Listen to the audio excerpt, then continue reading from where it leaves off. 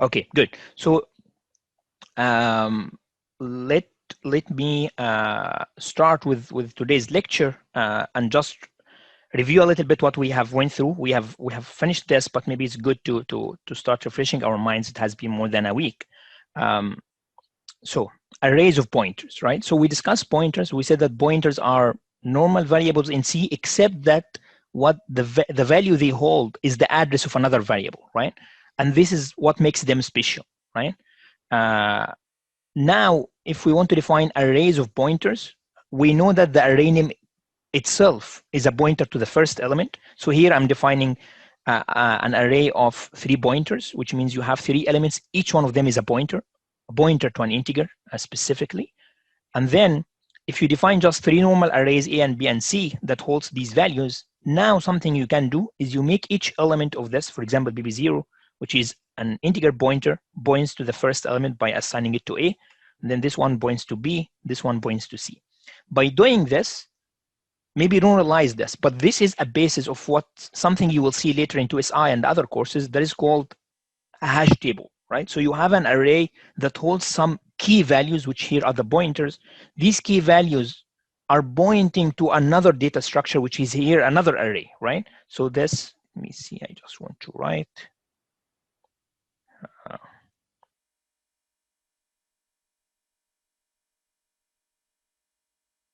Okay, so yeah, so this one now is pointing to the data in this one, right? And hash tables are very, very common in almost all applications. Any machines you would find that have some kind of embedded processing will include, or even machine learning or like social networks, whatever, they are using some sort of hashing to make the processing faster, right? Good. So now, if we want, for example, to access AJ, the easy way is we know that BB0 is replacing A because it's pointing to the first element of array A, and just saying AJ is equivalent to say BB0J, right? The same thing for BJ, you can see BB1 and then access J, and the same thing for C. Good. Now, given that we know that there are 4 different notations for accessing array elements in C by choosing the array name or the pointer, saying A1, sorry, which is here 2, this is A1, is equivalent to say BB0, which is pointing to the first element and then 1, or also equivalent to say dereferencing. BB0 is the address of the first element, add 1 into it, which means the address now is here, and then do a dereferencing to take the value, right? Good. And we have done all of this in the last lecture we discussed. Good. Another way of doing this, here we assigned each element separately, right?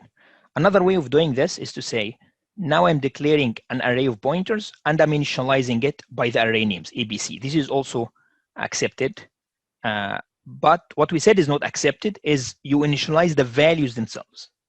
And the reason we said this is not possible, it's also not possible. I mean, we discussed it even in previous lectures.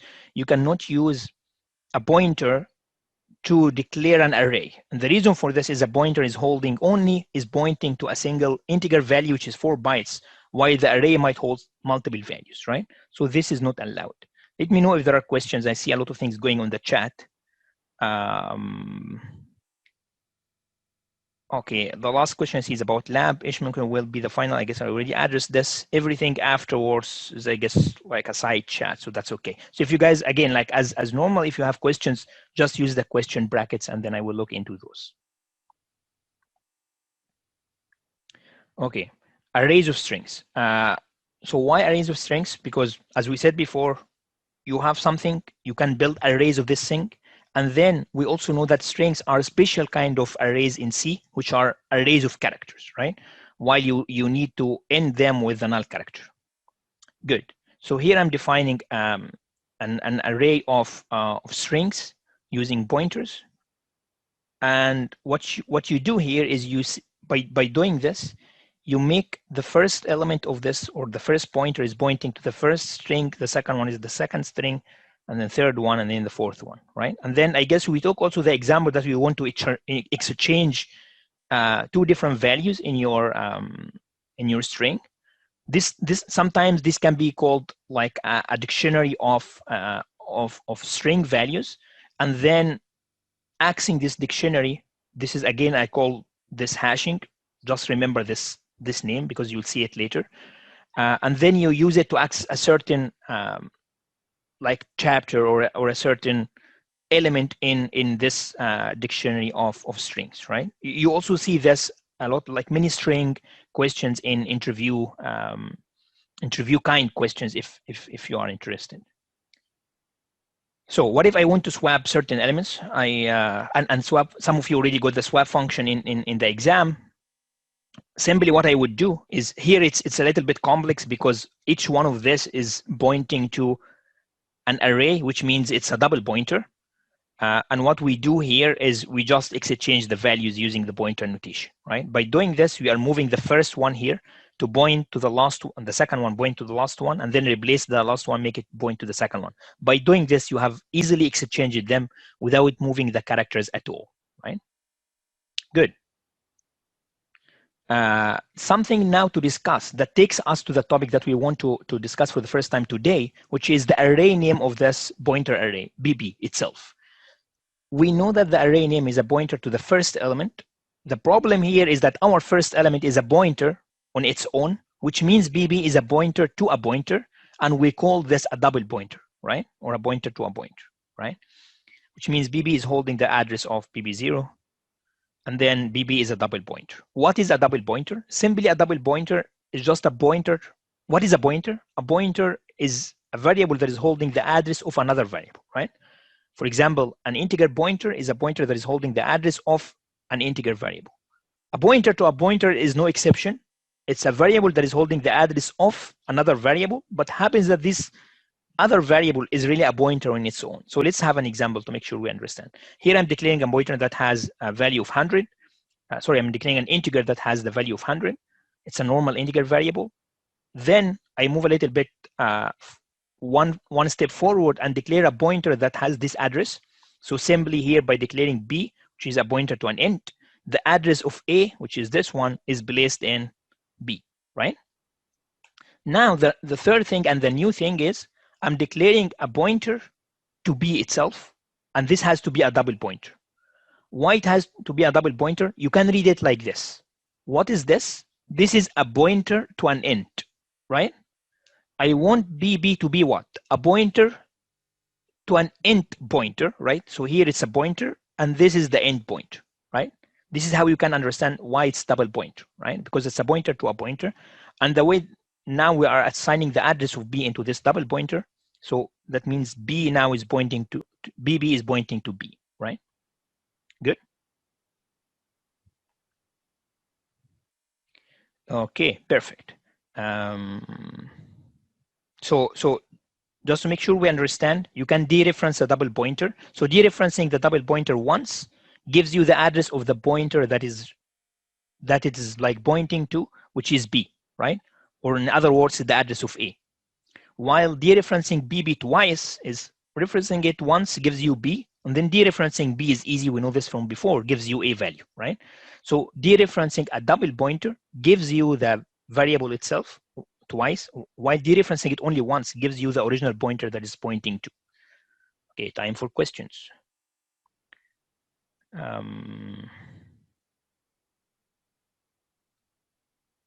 Questions. And Zauhan, we know the pointer also have address. If pointer points to an array, will this pointer address conflict with the number of address inside the array? The pointer also have address. That's correct. If pointer points to an array. So let me give you this example because it's important to understand. So the question is saying the following. I have, for example, array A, similar to what we had in previous slides. I make a pointer B that is pointing to that array, right? Which means it's holding like the same address as A0, right? Is the question that whether this address of B itself, which is something like 0xFF, let's assume that 0xFF is the address of B, while, for example, the first element here is 0x3. Good. That means the value of B is 0x3 that is stored inside 0xFF, right? So these two are not conflicting. This is the value of B, while this is the address of B. If you want to access this, you have to make a double pointer, as we like similar to what we discussed right now. If you want to access this, this is simply B value, which is the address of A0, right? Excuse me, but what about the second number in array? The second element, A1, you mean? Yeah, this address will conflict with the. No, if you want to access A1, the way to do it is simply, okay, you know that B is pointing to A0, right? So just adding 1 into it is giving you the address of the first element, and dereferencing it gives you the value, right? Similar to what we discussed before. So this address, which is, if this is an int, if this is 3, you add 4 into it, so it gives you 7, right? So why you think this address of A1 is conflicting with B? Because B is stored in a completely different place than the array itself, right? Oh, Is that clear now? okay. Yeah, thanks. Thank you. Welcome. Sarah. So the only way to access the address of a pointer is by assigning another pointer. Yeah, exactly, Sarah. That's correct. Yeah. Okay, good. So here is the example that we were discussing. We said BB is the address of the first element. That means if you dereference BB, it gives you BB0 or the address of A0, while dereferencing it twice gives you A0, right? Then if you say BBIJ, let's decompose this to make sure we understand. BBI is some element here. Let's say if this is BB1, that means it would be this one. And then J, it takes you to the J here, which in other words, if you say, let's look into an, okay, so maybe I would just write the example myself. If we say BB1 and then 2, BB1 is this, and then 0, 1, 2, this gives you this. So this is exactly BB1, 2. What are other ways of accessing it? You can use dereferencing. I can dereference this array, this pointer. So saying BBI plus J is going to give me this address, and then I dereference it once. Or I can say, again, this is another array notation that I can replace with dereferencing. Right here, I did a single dereference. Here I do twice dereference. The general rule is any array indexing you can replace with a dereference, right? So BBI, you can replace it by BBI plus I and then dereference, and then overall you want to dereference the last address or the final address, right? So if we read this, I would say BBI plus I is element I in this array. The address of element I in this array, dereferencing it gives you the element itself, which is here BB1. Adding J into this takes me to here, but this gives you only the address. If you want the value, you do another dereferencing. Good? These things you will understand only if you try them out. Like if you write them, you do a printf, you construct an array, you take one of the examples in the lecture and you write them down, right? And in lab 3, we go through this by the example of a linked list. So you will really understand what happens when we go there, right? Question from Michael. If we do something like AND B, can you access the address of your pointer? Yes, if you make AND B assigned to a double pointer, similar to what the example we have done in the previous slide, Michael. Here, what we have done here is we said AND B, which is the address of B, and we put it in a double pointer. Okay, let me see if there are other questions. Moaz, can you also do AND B for the first pointer? Yeah, this is, you mean, I guess, the double pointer itself? Yes, you can do it if you assign it to another pointer, right? Any pointer has an address which you can access if you define a pointer into it, right? Snigda, what would this and BB plus 1? You cannot say plus 1, 0, right? This one wouldn't happen. But I believe what you are referring to is if you do something like this. BB plus 1 and then 0, right? And then that. Because in this thing you are saying BB plus 1 is equivalent to BB1. BB1, 0 is the first element in your array here, which is this one. Dereferencing it gives you 3, right? I would say, guys, try this down and then print if every one, and you will really get how it works, right? Okay, so now moving to 2D, like we covered dynamically allocated memory in previous lectures, but we have done this only for a 1D array. What if I want to dynamically allocate a memory for a 2D array? How to do this, right? So let's look into it together. There is no new information here. It's just applying what we have learned before, combining knowledge together, just to exercise a new use case, right? So the first thing is there are multiple ways of looking into a 2D array. The first one is you have an array and each element of this array is accessing another array, right? This is one way of accessing a 2D array, and this is what we had in previous slide, right? Good. By saying BBIJ, now you say I go to the element I here and then go to the element J in that array, right? This is one way of representing a 2D array or a matrix in C. Good. How to write this down or how to allocate the memory for this? Simply, you first need to allocate the memory for this one, and then for each of these arrays, you have to allocate the memory separately. So here I'm writing like a code snippet where I'm asking the user to input M and N. You can think of M and N as the number of columns and rows of the 2D array. And then I allocate. Here I'm allocating, assume this is a float, like a 2D array of floats.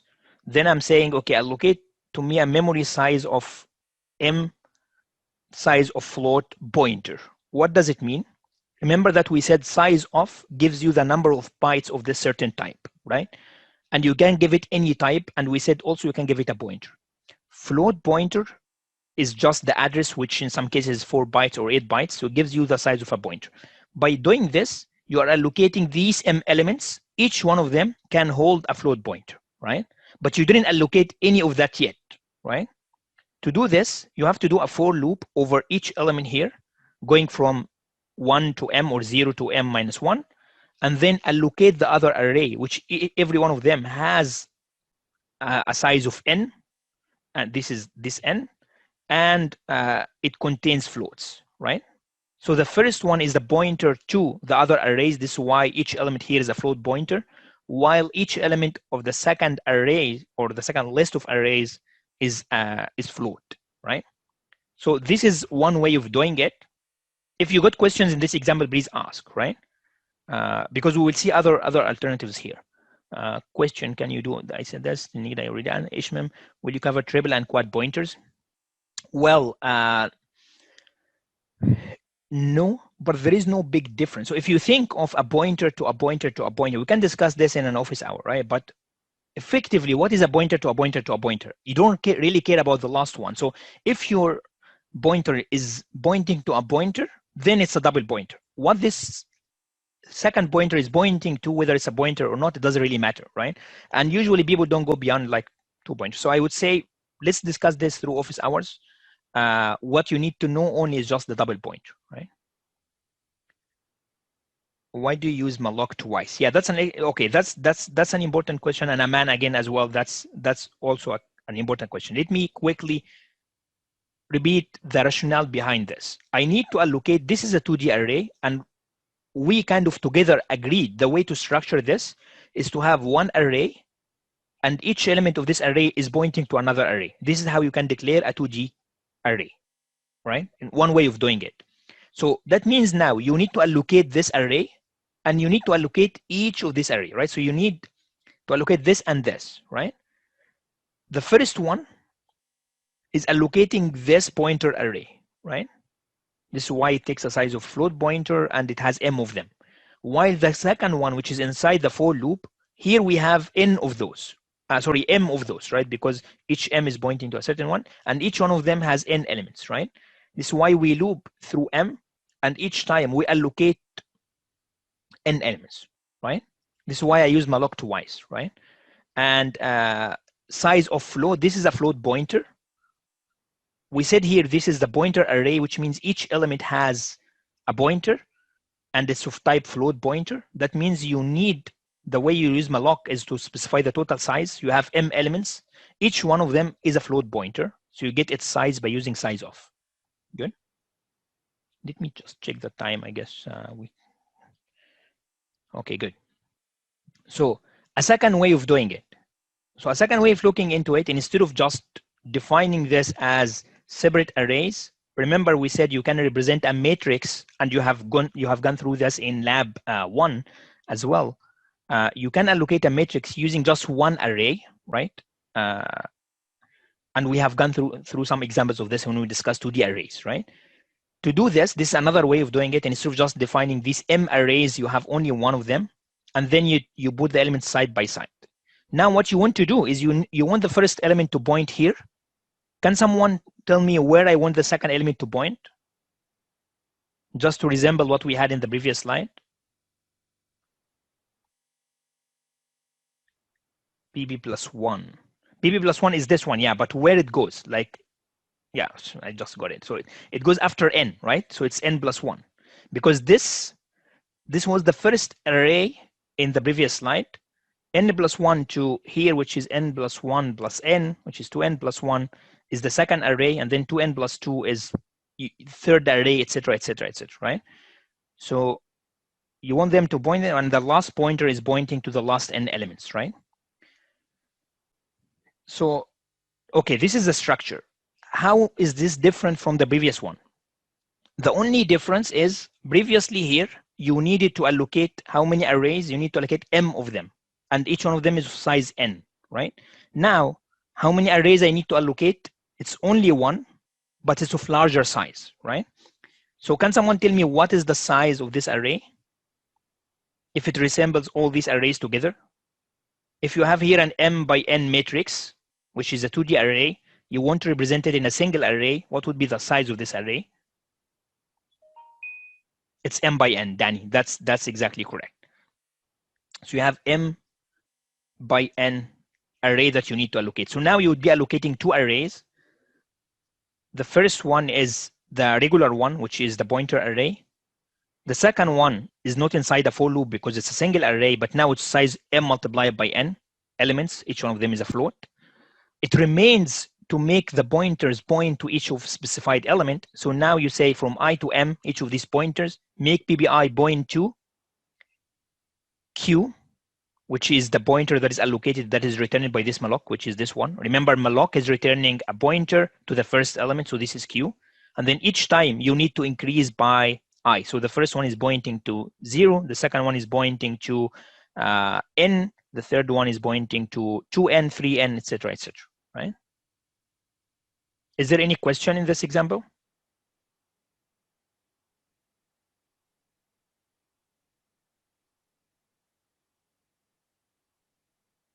Yeah, that's a good question from Arjun. Is the memory allocated from malloc from each array in consecutive position, even though they are in separate arrays? That's an excellent comment, Arjun, that we will make towards the end. After we cover all the examples, we will see what really are the differences in what's going on between the different examples we discussed, right? So I would say hold on this question until we come into it. Muaz, why is BB a double pointer but Q is a single? Okay, that's also a good question, Muaz. So Muaz's question is, why this one is a double pointer while this one is a single pointer?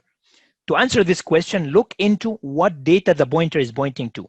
What is the type of each entry here in this array? It's float, right? So it's a regular float, which means Q is a single pointer because it's a pointer of a float. What is each element here? As you can see, this one is pointing to Q. So each element here is a pointer of type float, which means BB itself is a pointer to a pointer, right? So this is an array of pointers. This is an array of floats.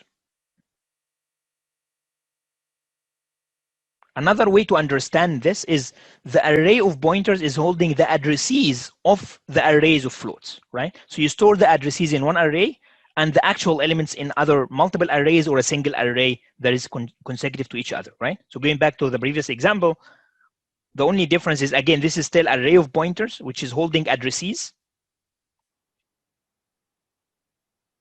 And this 2D matrix is holding the values, right? Remember when I told you that this is some kind of hashing where you have a key and value, right? You have an address and data, right? Address is stored in the array of pointers. The actual data of floats is stored in these multiple arrays. Good?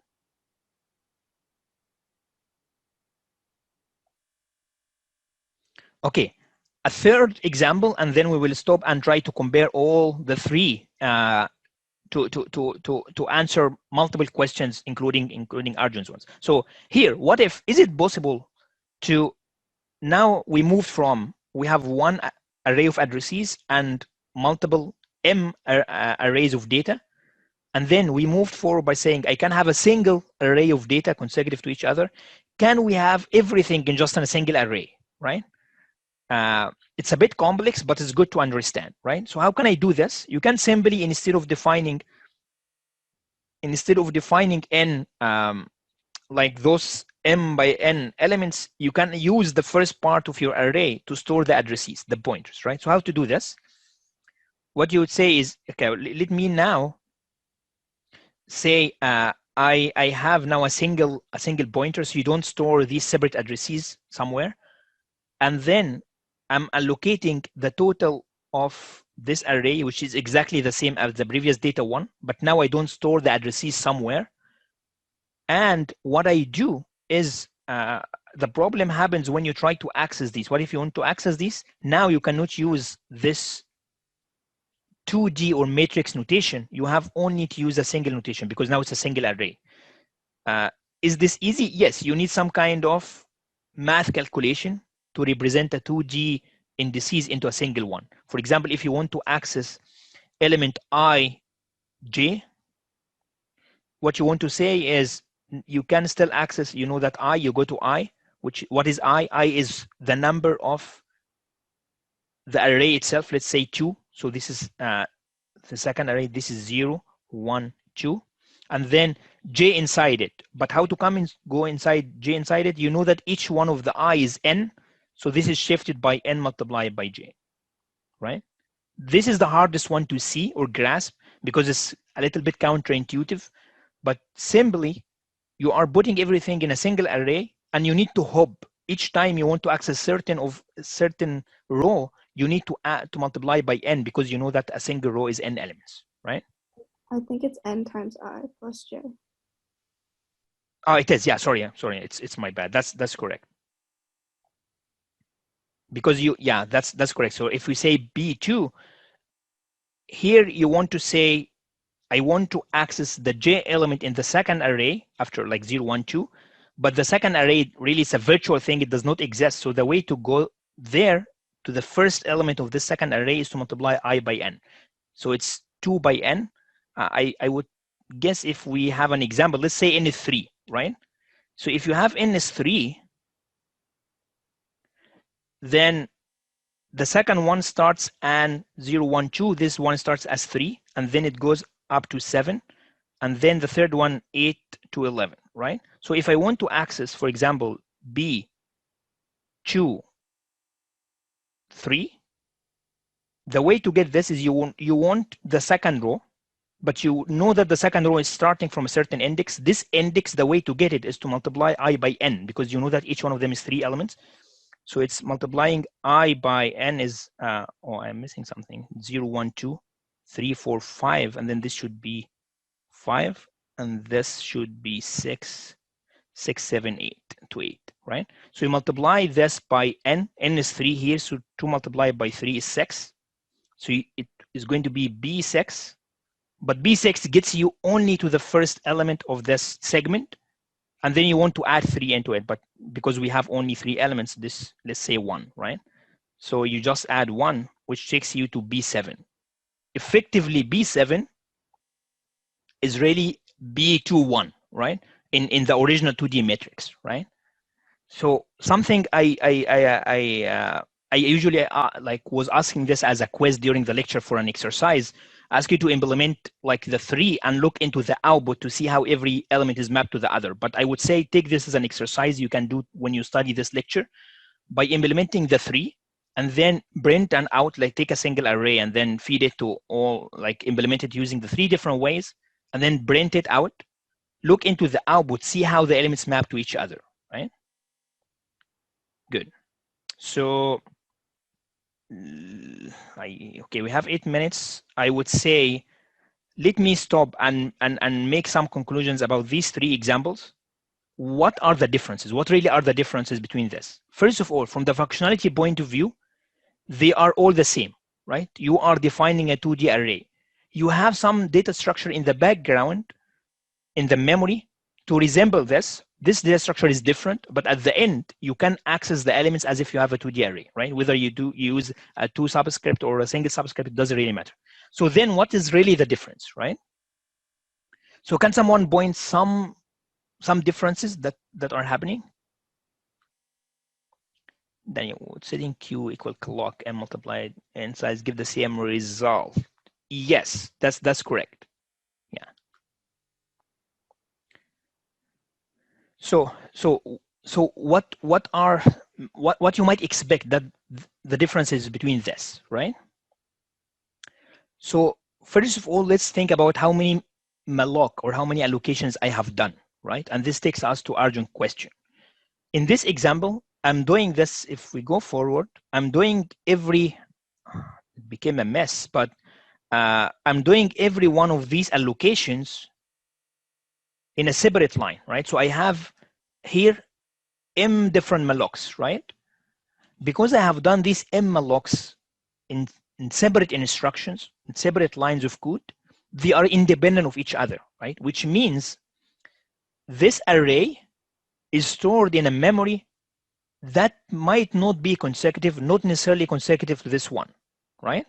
So every one of this can start from a completely different place in memory. Why? Because it's a separate malloc, right? So whatever you have free in your memory, you will use it. Is there an advantage for this? What do you think might be the advantage of this?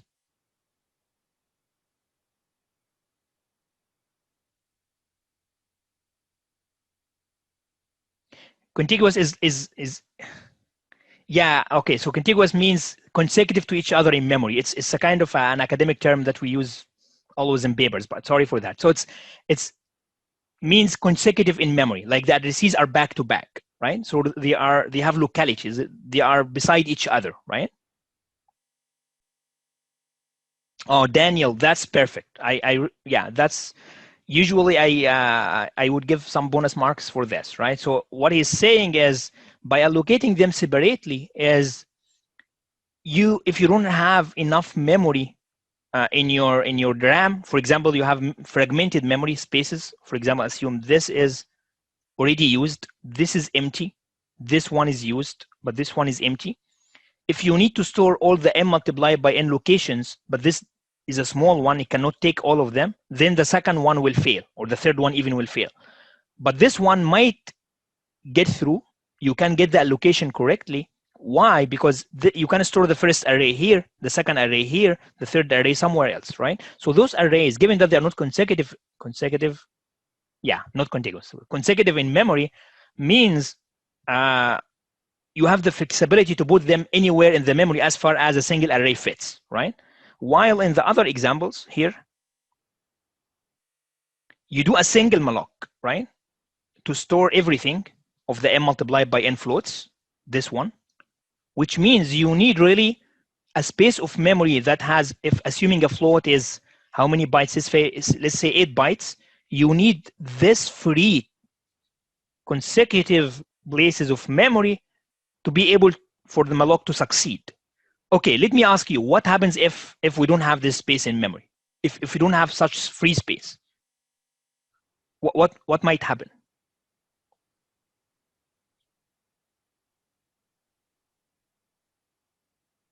I will come into your question, Cham, towards the end. So what would happen if this malloc fails? This line, like, I mean, you don't have space in memory to allocate this full thing. Yeah, it returns null. Perfect. So that means your program will not succeed, right? So just to say it in other words, in some scenarios in your memory, the first implementation might succeed while the second one will not, right? Because you don't have a big chunk of memory free, but you might have fragmented chunks that can take the full array, but you cannot leverage using this single malloc, right? And the third one also applies to this. Okay, good. Then let me ask you, if the first one has this good example, what is bad with the first one?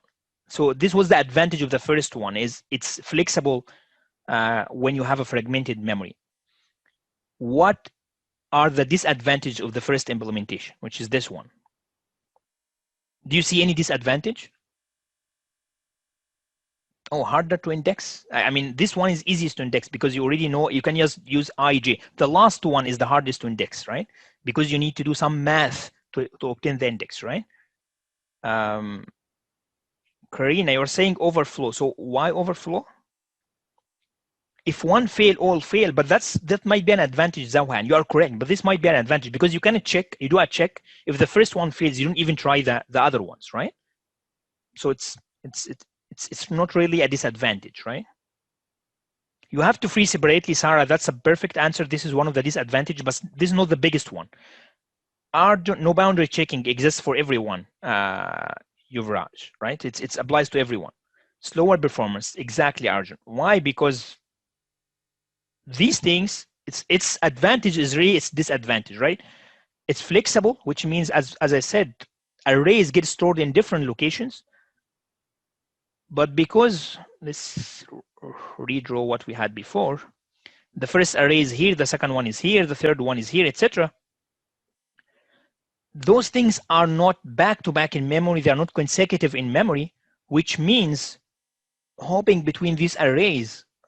So usually the way you access your memory, and you'll know this more when you go to digital design and other courses, if you access your memory in a consecutive way, it becomes much easier and faster because you have caches, you have locality, and things get smoother, right? But if you access your memory in a randomized fashion, or you keep hopping across different places, it takes more time, right? And which means this one has worse performance than others in case you have enough space to allocate all of that, right? This is a disadvantage.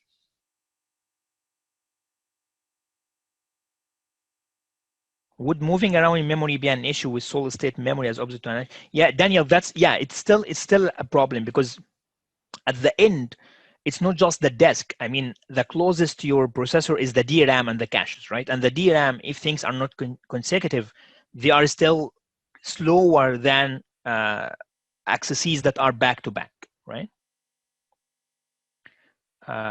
Karina, so our example 2 is faster or slower. Okay, so just to simplify this. Oh, sorry, this, I was talking about the first one.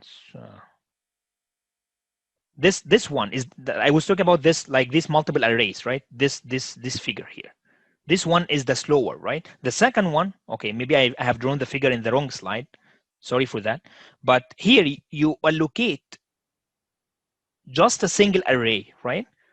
Using a single malloc, which is this malloc, right? This one, which means all of these addresses are back to back in memory. If you start from 0x0, you end up adding, like if this floats 8 bytes, then 0x8, 16, 24, 32, etc., until you finish, right? So this one array is back to back, which means accessing it is much faster than accessing different arrays, right? I think we have gone beyond time. Oh, wow, we are good.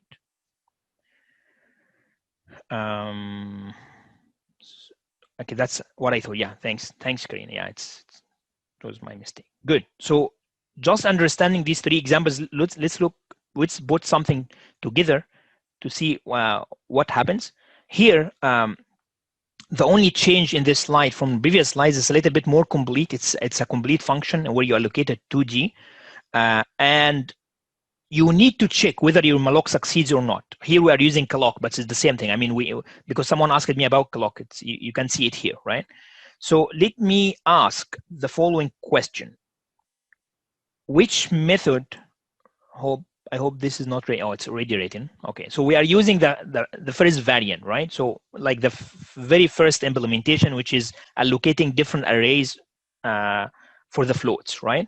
So how do we do this? First of all, you do a single calloc for the first array of the addresses,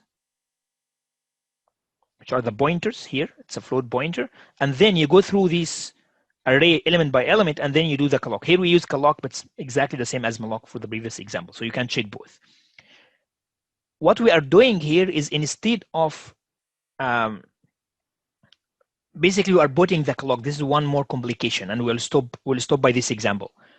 We are putting the calloc result inside an if condition, right? What does it mean? It means we are checking whether the clock has a null or not, because if null is equivalent to if false, which means the process didn't succeed. So if you fail, then you say, okay, there is no enough memory, and then you just return, right? Here I'm returning a null, right? But if it succeeds, then it goes through and the buff takes the address of the first element, right? Here we are defining buff as a double pointer because, as we said before, this array is array of addresses or array of pointers, right? Which means buff, which is the name of the array, is a double pointer, right? And then later for each element, I'm doing buff I, allocating it to the n elements here, right? So this is n and this is m, right? Again, checking if it succeeds. If it's not null, then if buff equal clock. So if it's not null, we should be good. Otherwise, we succeed, right? And then here we check. If you have an error, that's something that is very important to understand, right? If the process fails, and this might be another disadvantage of the first example. So here we break, but once we reach here, it means that the first array of the addresses is already allocated, right? Assume going through the following steps. I allocate the array of addresses, it succeeds, perfect. And then I start allocating the floats arrays. Oh, I hit the first one, I discover it fails. Or maybe in the fourth one, it fails, right? Because I allocated 1, 2, 3, 4, 5, 6 arrays. And then in the seventh one, I discovered I have no more space. One extra step you need to do. What is that? Can someone highlight what I need to do? It's not just enough to return null and stop, right? You got too many brackets on your first if statement. Michael, I will revisit this. So our example 2 is fast. Okay, so can someone highlight if you were able to allocate the array of the addresses and some of your data arrays, but you hit at a certain point in your for loop, you have no more space. What would happen? Now the previous allocation succeeded, the subsequent one are failing, so you need to stop. But if you just return, can someone see a problem with this? If you just print not enough memory, Karina, I mean, is that enough? You have to free, exactly, Ali, right? Because basically if I allocated half of the arrays, not the other half, if I just return and print no enough memory, you will still have the malloc. Any malloc you do and succeeds, the memory will not get freed for you. You have to free it yourself, right? And this is the extra code that we have here.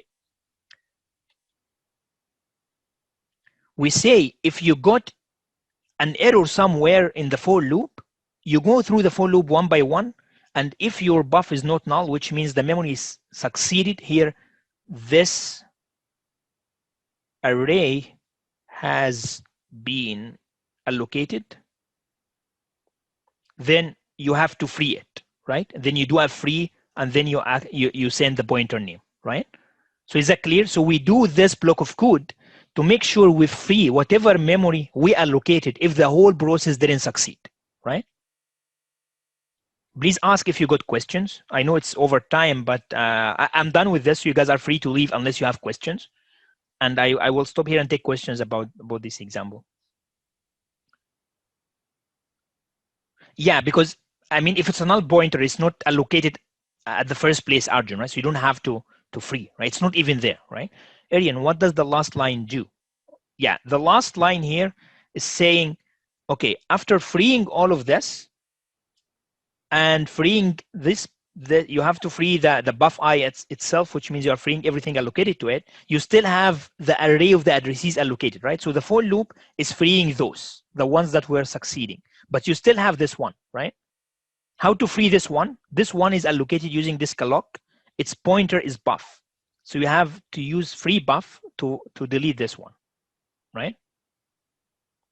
And then you just make buff equal null because you return null, right?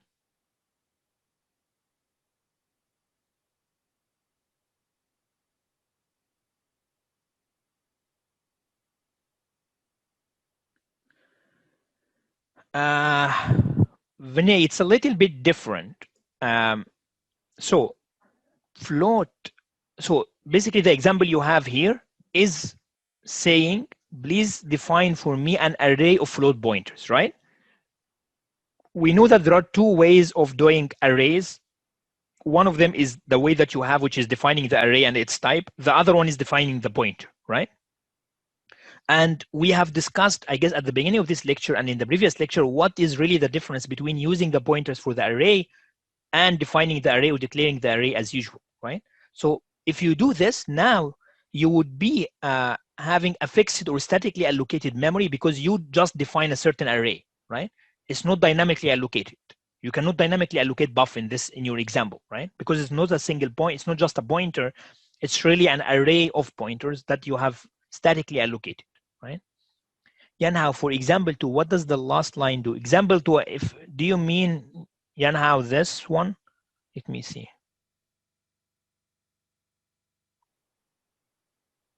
Here? So this is the one that you are referring to?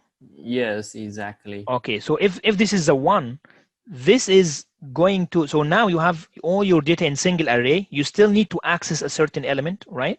So what you can do is you would say you want bi, for example, this one, b1, to point here. But what is this? This is if the array itself name is q, which is pointing to the first element, this one is going to be q plus n, correct? And the second one here after n is q plus 2n. So you need to calculate the start of each of the rows in your array, which is done through this line, right? For example, b1 is pointing to q plus n because I is 1. b2 is going to point to q plus 2n, which is the one afterwards, etc., etc., etc., right? But you have pp is actually pointing to a float pointer. Yeah, yes, that's correct. But BBI itself is a pointer to a float. Here we are using BBI, right? Not BB. BBI is a certain element here, which is a pointer to a float, right?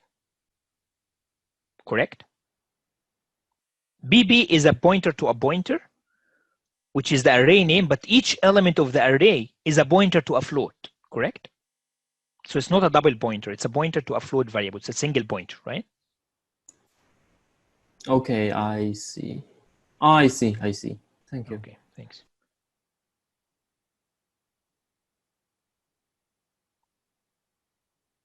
Oh, Alan, you have to do it. You have to do it using free. If you use any malloc, and that's one of the bad things about not being professional in C programming and using dynamically allocated memory.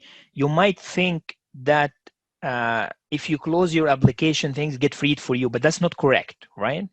Your memory stays allocated for you there because you didn't free it, and that's bad. Sometimes your system will crash because you allocated too many memory for that, or too much memory for that, right? So I would say you have to free your memory. That's one of the most common mistakes for, I would say, hobby programmers in C. Marissa, if you define a void pointer and then want it to point to another pointer, is this allowed since void pointers are only defined with one?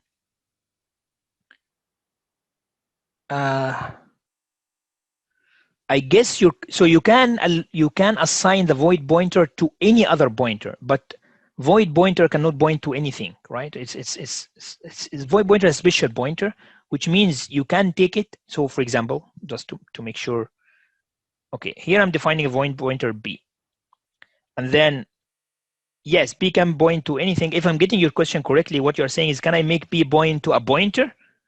I'm not sure of this, to be honest. I need to try it because here you say it's a single pointer, but void make it a little bit generic. I need to check it. I don't have the answer on top of my head, but that's an excellent question. Katie, why do you free buff I then also buff? Okay, so freeing buff, that's a question that I was expecting. So thanks for asking. Freeing buff I is look into how the elements of the array here are defined, right? Here.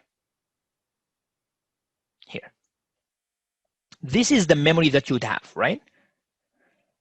Buff I, or here is BBI, is pointing to a certain memory using the malloc. So if you, for example, here, if I free BB1, you are removing this memory, right? You are freeing it, correct? And you do the same thing across the loop from 0 to M, so you free everything of here. But you still have this array allocated. It's not freed, right? How to free this one? This one is defined using this malloc, which its pointer is BB. This is why we do free buff at the end, right? I hope this answers your question.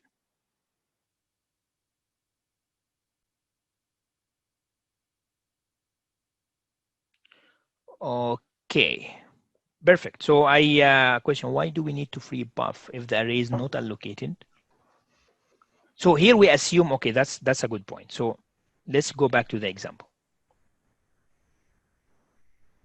So the question is, why do I need to free buff if the array is not allocated? If you come here at this line of code, that means your addressee's array is really allocated, right? Because if it's not allocated, you would return from the beginning, right? So here, this block of code is allocating the buff array, which is the addressees, right?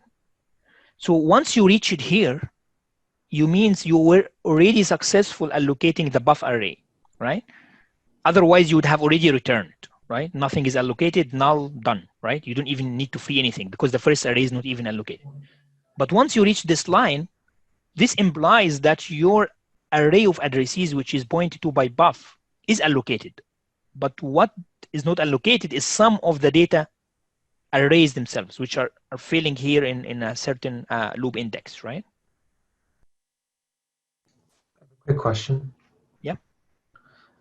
If you free the array of pointers before you free the arrays that contain the data themselves, do you then lose access to that memory? Correct. Correct. So that's like dangerous for the system, That's right? very dangerous. That's correct. That's Okay, why so yeah. you always want to free the interior arrays first before you Correct. free the Yeah. array of pointers. Yeah, that's completely correct. Assume that you have a database where you have keys and values, and then keys are the ones that you use to access the columns of the database. If you lose the keys, you are done. You don't have any access to the database. If you want to delete this database, you might need to delete all the data first and then get rid of the keys, correct? Right. Yeah, that's exactly the case. Perfect. Right. So yeah, like basically if you were to delete that array, that you've basically just voided all that memory. Like you can't access that memory. you cannot again. access, but it's still there. So you are wasting memory, right? Yeah. Okay. All right. Yeah. Thanks, Arj. So there was a question why I assign buff equal to null, because at the end you want to return null if the process didn't succeed. This is how this function works. And buff was the pointer that is pointing to all the addresses, right? This is the one that I'm returning. If it's not allocated, I'm returning null. If it's allocated and then the data is not succeeded and then I free everything, I need also to return buff. So I null it and then return buff, right? Good. Like after you free it, does you still have the access of the buff? Yeah, because buff is a pointer that is defined separately from the memory. So that's also a good question. So we need to differentiate between two different things. The memory that is allocated by malloc or calloc and the buff variable itself, which is pointing into it. This is outside of this memory, right? This is stored somewhere else, right? Because you already, this is allocated by this declaration, right? So for example, this memory can start from 0xf. This is in exactly like in a completely different place, right? Because you define it even before doing the malloc. So if you free this, the buff itself is not, wasted. It's just pointing to null, right? I see. Or you have to make it point to null just to right? That makes sense.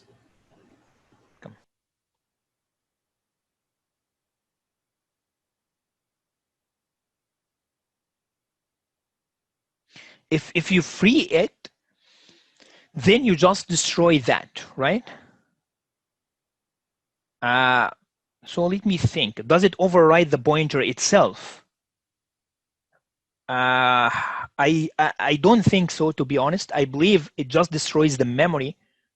But because this memory is just getting destroyed, it doesn't mean it's null, right? It's like the value itself might contain garbage there. So your buff might still point to it, right? So I would say it's not necessarily a null, and then maybe it's safer to make it null. That said, sometimes I believe it just happened by the compiler by default, right? Like you don't need to free it and then it works, right? For example, here, we didn't make these things null but we free it afterwards so we don't lose it, because really you don't care. Otherwise, at the end, you're going to free it, right?